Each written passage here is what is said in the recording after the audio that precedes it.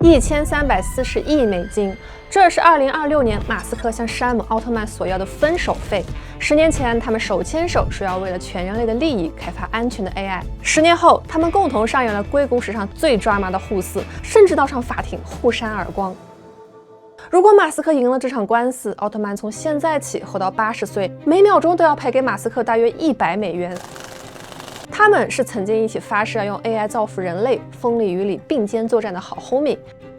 而现在，马斯克咬牙切齿，字字控诉奥特曼是莎士比亚式的背叛，势必要把奥特曼从王座上拽下来。这中间到底发生了什么，让马斯克觉得自己亲手养出了一个怪物？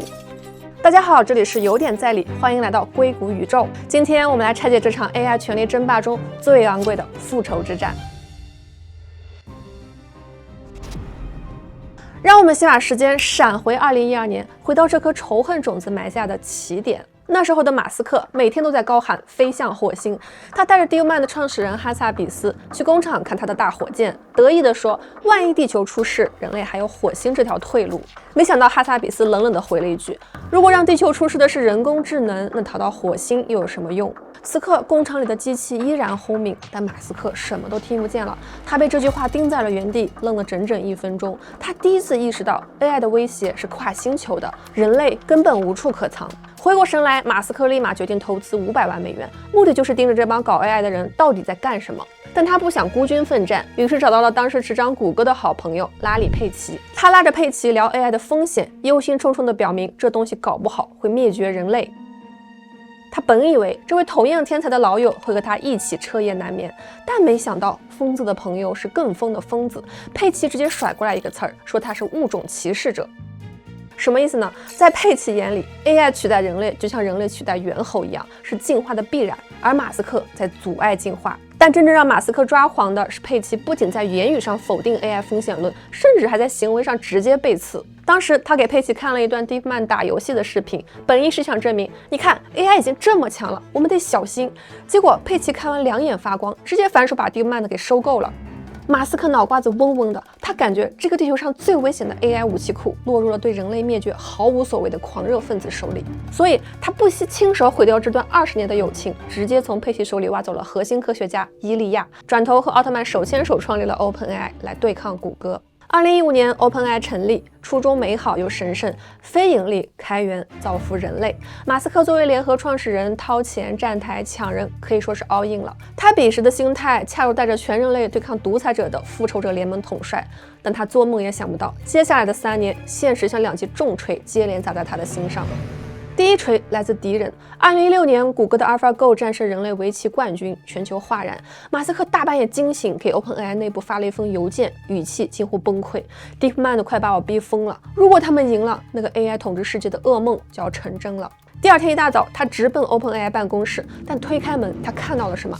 左边一群人正在围着机械臂，兴奋地让他拼魔方；右边几个研究员在喝着咖啡，悠哉悠哉地写论文。这哪里是反抗军的基地，简直就是个大学兴趣社团。马斯克站在门口，感觉血往脑门上涌。墙对面的谷歌已经在造核武器了，而他投资的这帮人还在玩玩具。第二锤来自内部。2018年，旧金山 OpenAI 的总部会议室，马斯克把一份合并方案拍在桌上，声音压得很低：“你们现在的进度就是0，唯一的出路是并入特斯拉，由我全面接管。”整个董事会一片寂静。几天后，一封联名邮件砸进了马斯克的收件箱，发件人中打头的正是他当初亲手挖来的首席科学家伊利亚。但马斯克心里很清楚，真正执笔的人是山姆·奥特曼。这个他一手扶上 CEO 位置的年轻人，笑着接过了他递出的权杖，然后转身用这根权杖把他扫地出门。敌人在狂飙，队友在拖后腿，而他想夺回方向盘的尝试，换来的是一封逐客令。多年后，奥特曼在采访中轻描淡写地回忆这段往事：“我相信，如果伊隆掌管 OpenAI， 他会对我们所做的一切感到高兴。”言下之意就是，你不是反对我们的方向，你只是反对自己不是那个掌舵的人，直戳马斯克的肺管子。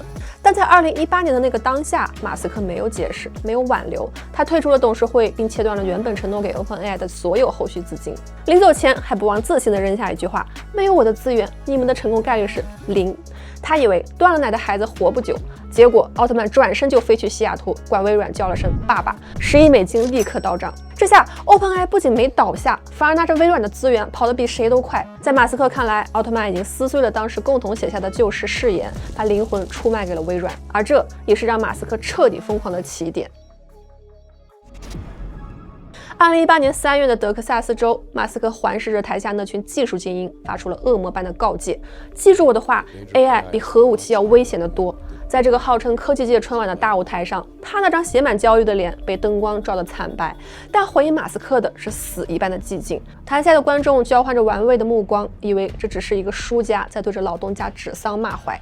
但马斯克根本不在乎别人怎么看，他仍然逢人就讲 AI 末日论，成了硅谷最不受欢迎的乌鸦嘴。2022年11月 ，ChatGPT 震撼上线，短短2个月，用户就破亿，全世界都在为奥特曼欢呼，媒体把他捧上当代乔布斯的神坛。马斯克第一时间发推说 GPT 好的吓人哦，你的文字还爱他。但很快态度便急转直下，直接开启连环炮轰模式。OpenAI 最初是作为开源的非盈利性公司创建的，以抗衡谷歌，但现在它已经成为一家闭源的盈利性公司，由微软控制。这完全不是我的本意。他甚至截图让 ChatGPT 回答非盈利组织搞盈利业务是否道德，然后把 ChatGPT 自己的回答这是不道德和非法的甩到了奥特曼脸上。马斯克这次是真的破了大防，因为他眼睁睁地看着 AI 在几年内就从那个只会下棋的计算机器狂飙进化成了能逻辑推演、深度创作的全知大脑。那个本该替全人类踩刹车的 OpenAI， 现在反而一脚油门踩到了底。按照这个进化速度，离他想象中的那个 AI 毁灭人类的终极噩梦还有多远呢？2023年3月，马斯克做了最后一次文明人的尝试，他带头签下一封公开信，呼吁所有 AI 实验室暂停训练6个月，超过1000人联署，包括苹果联合创始人沃兹尼亚克。但结果呢？1个月过去了，没人听；2个月过去了，还是没人听。马斯克终于明白，在这张牌桌上当裁判是没有用的，想要制定规则，你必须成为最大的庄家。人类可能真的等不到反应的那一天了，而他必须亲自下场。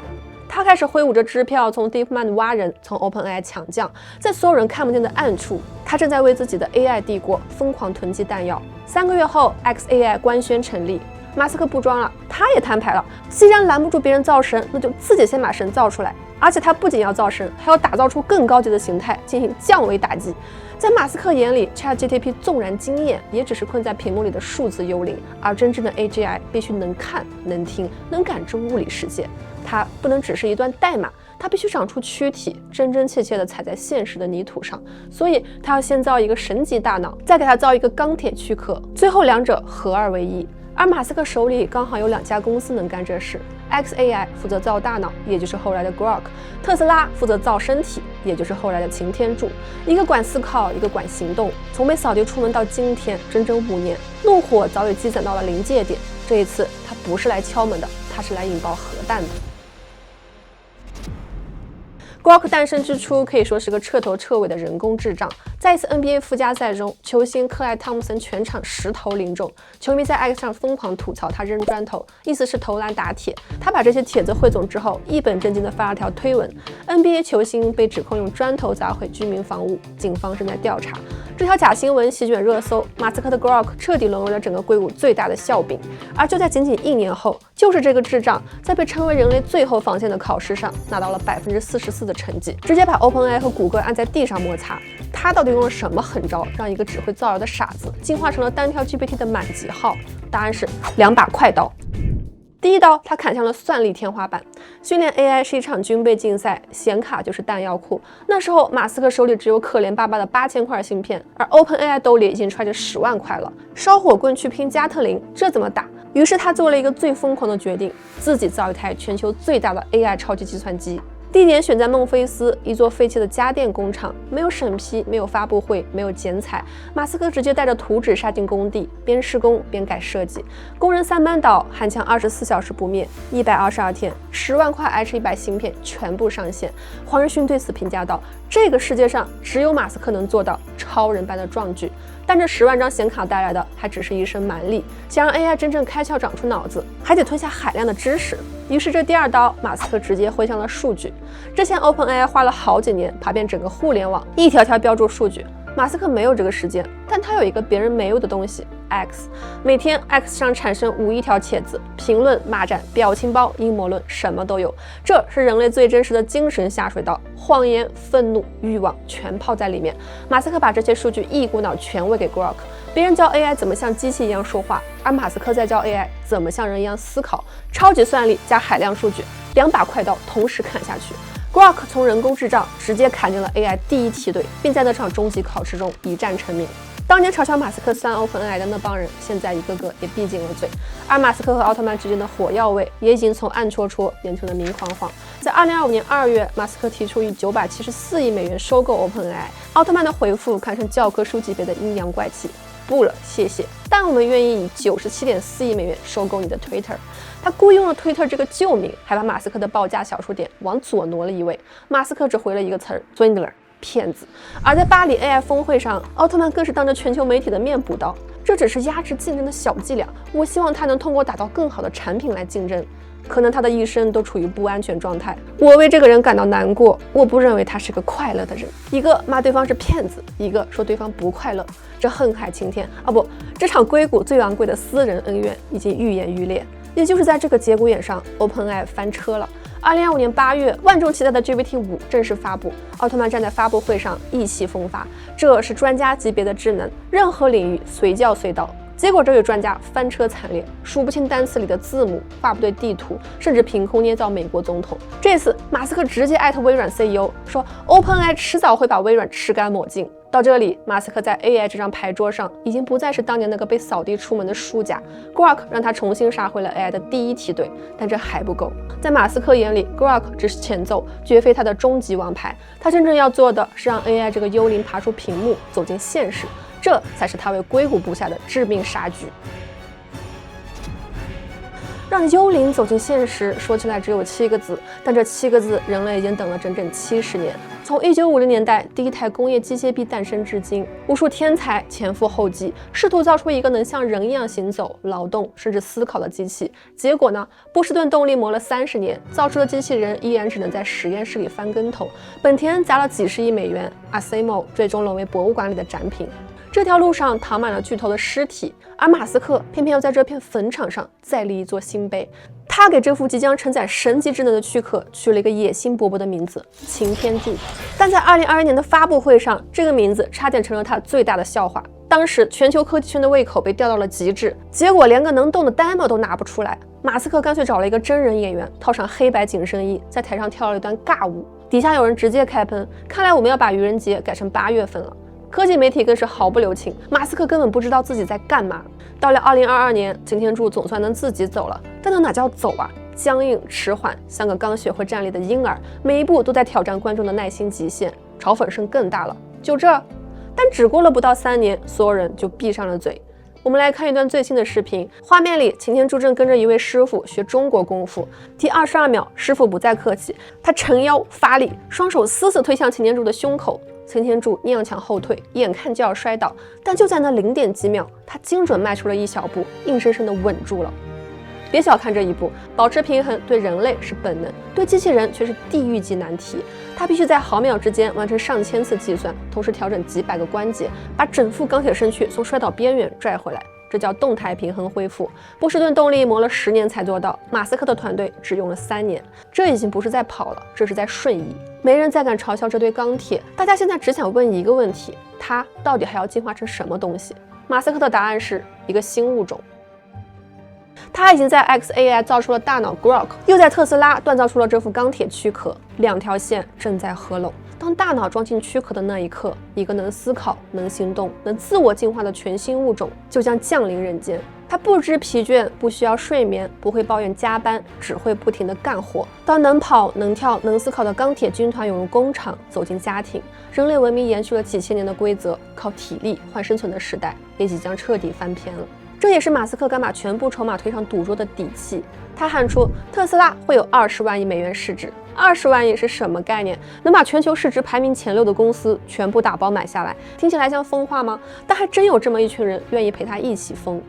2025年，在特斯拉股东大会，一项史无前例的议案摆上了投票台，给马斯克发放超过1万亿美元的薪酬，整个华尔街都看傻了，媒体直接开骂，这是在抢钱。但投票结果出来的那一刻，马斯克赢了，他站在台上咧着嘴，转身拉过身旁的擎天柱，一个血肉之躯，一个钢铁骨架，两个身影并肩跳了一段舞。奥特曼的 ChatGPT 再强，终究只是困在屏幕里的幽灵，而马斯克正在召唤的是能踩在泥土上走进千家万户的钢铁神明，一个只会说话，一个能动手干活，这场仗才刚刚开始。让我们最后把时间闪回2012年 ，SpaceX 的工厂里，哈萨比斯问道：“如果毁灭地球的是 AI， 那逃到火星有什么用？”马斯克愣了整整1分钟。14年后，2026年2月2日，他给出了答案 ：SpaceX 正式收购 xAI， 估值1.25万亿美元，100万颗卫星组成轨道云 ，Grok 的大脑装进擎天柱的躯壳。这场战争已经从硅谷打到了太空。那张1340亿美元的账单，不过是甩在奥特曼脸上的开胃耳光。这场终局之战没有亚军，活下来的那个才有资格定义什么叫智能。到这里，小李想问问屏幕前的你，愿意为马斯克的这份疯狂站台吗？ A. 愿意，要么改变世界，要么炸得漂亮。B. 不愿意，饼太大，怕他嚼不动。欢迎在弹幕或评论区告诉我你的答案。今天的故事就到这里，想了解更多的 AI 权力之战，记得给小李点赞、转发、收藏。我们下期再见，拜拜。